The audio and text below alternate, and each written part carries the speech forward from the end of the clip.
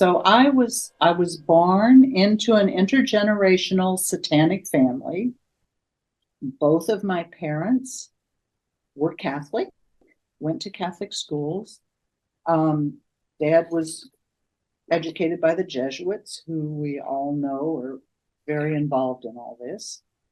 So that was my beginning and how I got connected.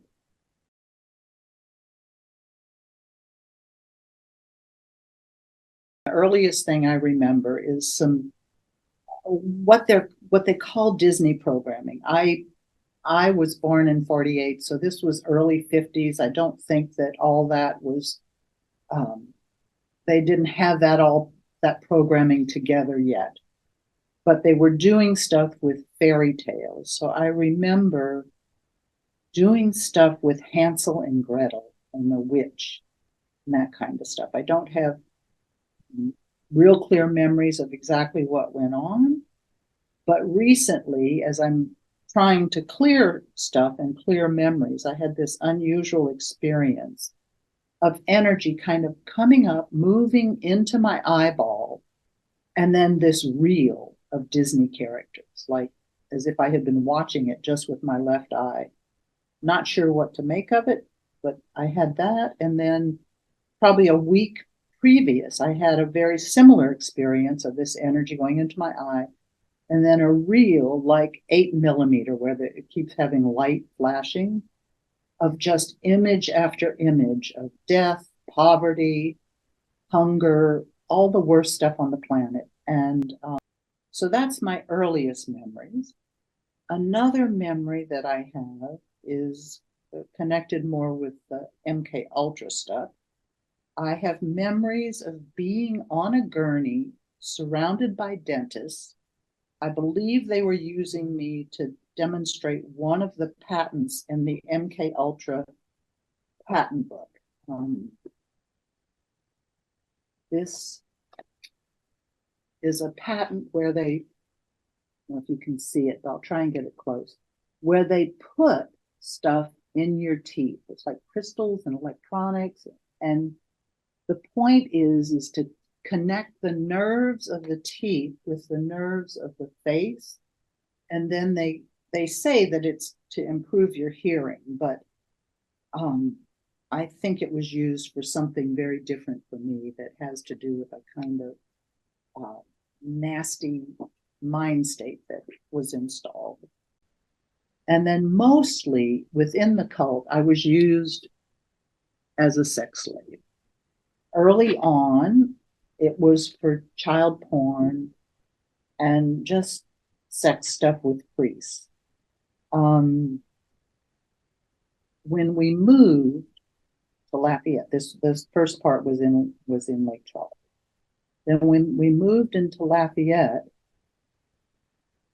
because Dad was in the oil business, and it's kind of like the army. You get moved around a lot. Mostly I was used as a sex slave, but I was also trained as an assassin. And I believe that the first time they sent me out on a job solo, which was, I think, my sophomore year in high school, that I simply didn't kill the guy. And so it's a lot of like mafia hits. It's very similar. So the fact that I didn't kill him made me untrustworthy within the cult and demoted my status. As a Black widow, and that's what you call someone who's both an assassin and a sex slave, I had some protection. No one outside of the cult knew what I was doing, what I was trained in, anything like that. The fact that I didn't kill the guy had the positive effect that it saved me, and I think it's why after I finished college they just kind of let me wander off, although they've been monitoring me ever since. But the other thing that it did was it meant that I was no longer protected, and so the last 2 years of high school I was used in ways that were extremely degrading and that some people in my high school knew about. So it wasn't as secret as before. I didn't know anything about it myself, and the front part of me had no idea what was going on. But I can remember for those 2 years being totally paranoid every time I went to school. So some part of me knew what was going on. My father worked for Shell Oil, and we lived in Cajun country. I was brought in through the Catholic Church. I can remember sexual encounters with priests in a rectory when I was young. When we moved to Lafayette, we were living in Lake Charles for those memories. When we moved to Lafayette, my father would take me to 11 o'clock mass by himself. Mom took the rest of the children, which was 5, to mass by herself earlier. And after mass, my father would escort me to the sacristy, where I would do sexual stuff with the priest. So that was kind of stuff that was peripheral. My main role was to help bring an oil center to Lafayette in the 60s. For a while, I would go with my father on Sundays to what is now the Alumni Center on campus. At the time, it belonged to the man heading up the organizing of the oil center, and it had a huge bamboo hedge around it, so you couldn't see what was going on in the yard. When I got there, I would go into the pool, and men lounging on the side would jump in and have sex with me.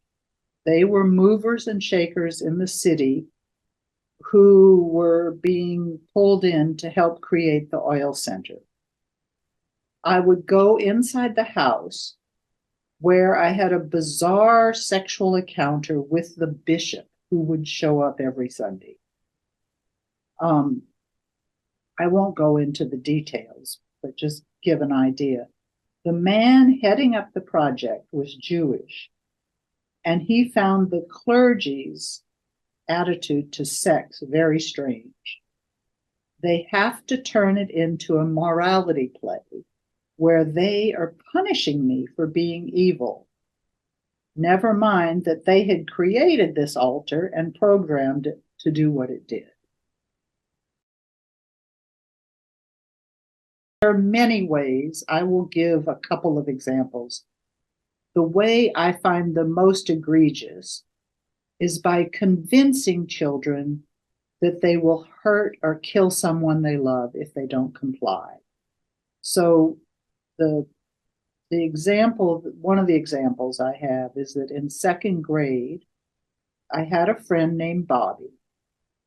We were both very smart and loved math. We were in a split 2nd, 3rd grade class. So when the teacher was focused on the 3rd graders, we'd just chat and do math and challenge each other. It was a lot of fun, and very focused. And one day, Bobby came to school with 2 broken legs in a wheelchair. And then after that, I never saw him again. And I believe that I was forced to at least witness him being hurt, or possibly be part of hurting him. I'm not sure, but this and some other examples like this have created this thing in me where if somebody tells me that they love me, or they want me to kind of just show them that I love them or whatever, that I just freeze. It's like there's a fear that they're going to get hurt if I demonstrably love them. Okay, another way that they do this is through creating altars, and they tend to choose people for their intelligence, and not so much because they want to use their intelligence, but because people with higher IQs tend to split cleanly rather than just break and not be useful at all. So they make good altars.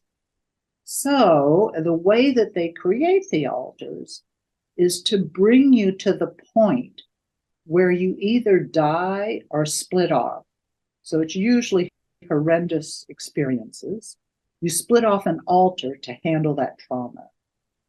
In my case, this happened with a terrifying, suffocating oral sexual experience at around age 6.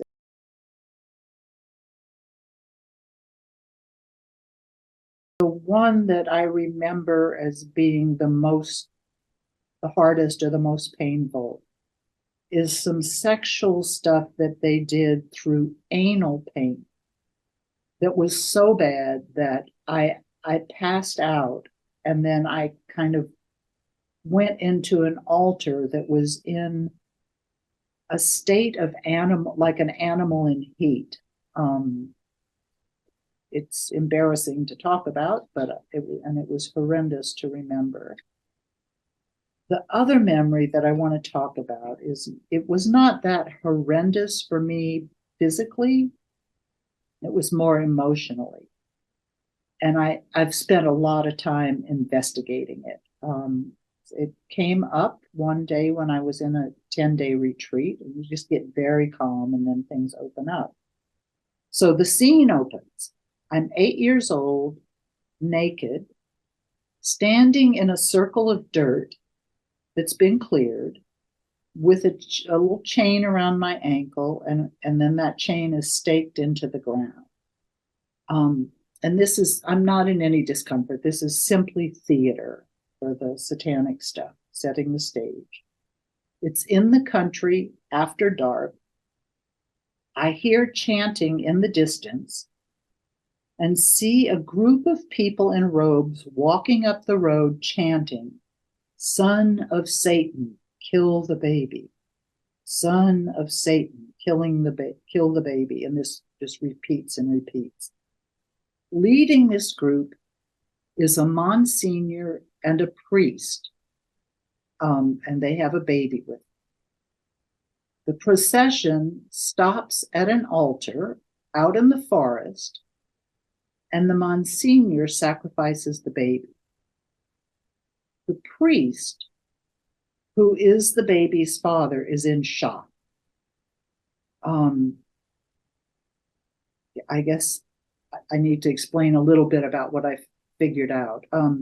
He had gone to World War II, and before that he had had a lot of girlfriends. And he had, during the war, decided he needed to become a priest. He went to the seminary in New Jersey so that he wouldn't be near family and all these old girlfriends.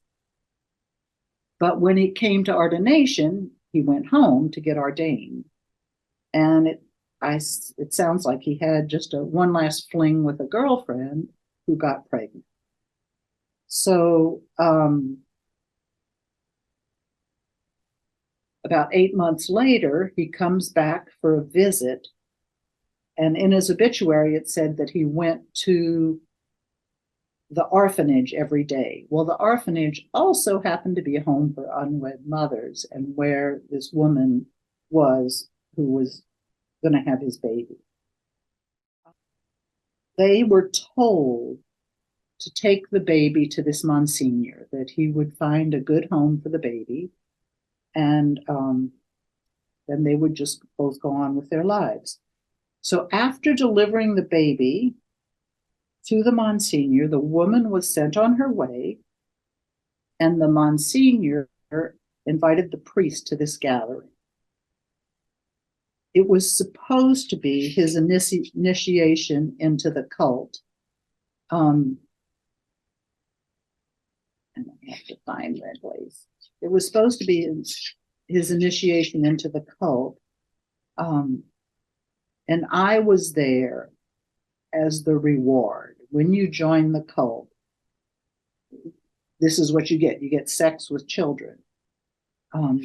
He and I went into a bedroom in the house connected to the property, The others, mostly priests and nuns, had a party, drinking and dancing in another part of the house. The priest that I was with was actually a very decent human being.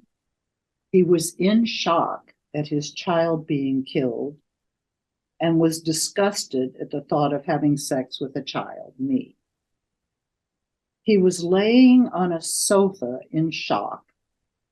I was just standing there, kind of doing what I could to comfort him.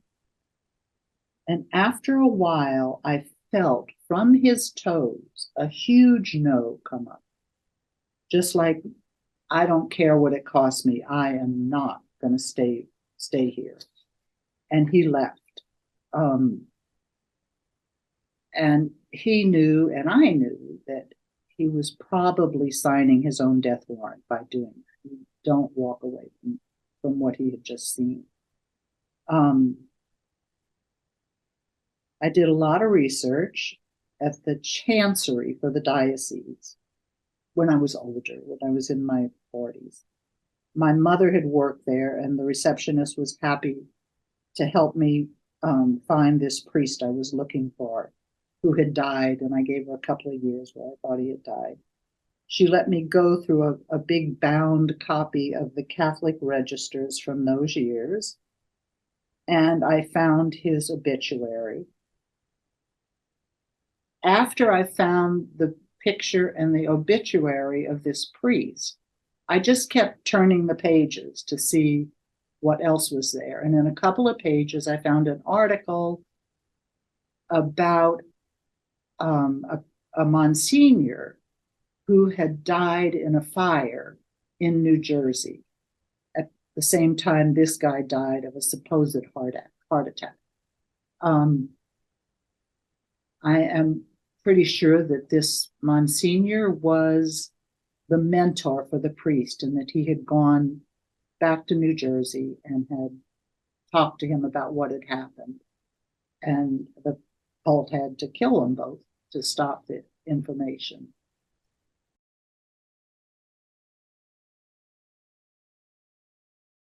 So I have a few messages. One is for Catholics. The problem with pedophile priests is created by the church. That's probably most of these priests have been involved in Satanism, were molested as children, and are just, whether they're aware of being involved or not, some are, some aren't, they're just repeating what happened.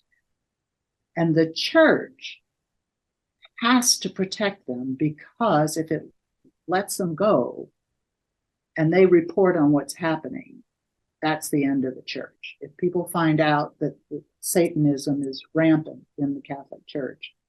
The next is just in general that I've kept running as I tried to tell people this, that they really don't want to hear it. They think it's just something that happens, a little bit, and that it's probably in those other neighborhoods on the other side of the tracks. And the fact of the matter is that it's everywhere, and it's happening mostly in the elite circles, our government, our church leaders, and corporations, big corporations. All the people at the head of those things are usually Satanists. And so it's very important for our culture, for our world, that this be exposed and stopped. It is what is making things so dark on this planet. There's actually a section of our government which has gone rogue, which was, I'm sure somebody's already talked about this, but Project Paperclip, where they brought over all the Nazis and put them into the OSS, which became the CIA.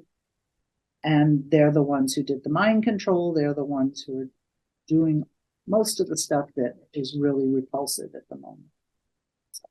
And then the last thing is, I don't know if I showed you this book, but this is a compilation of all the patents that MK Ultra created. It's, I've done trauma work on all the traumas that I remember, and it cleared a lot of stuff, but there was still stuff left, and it's from these patents.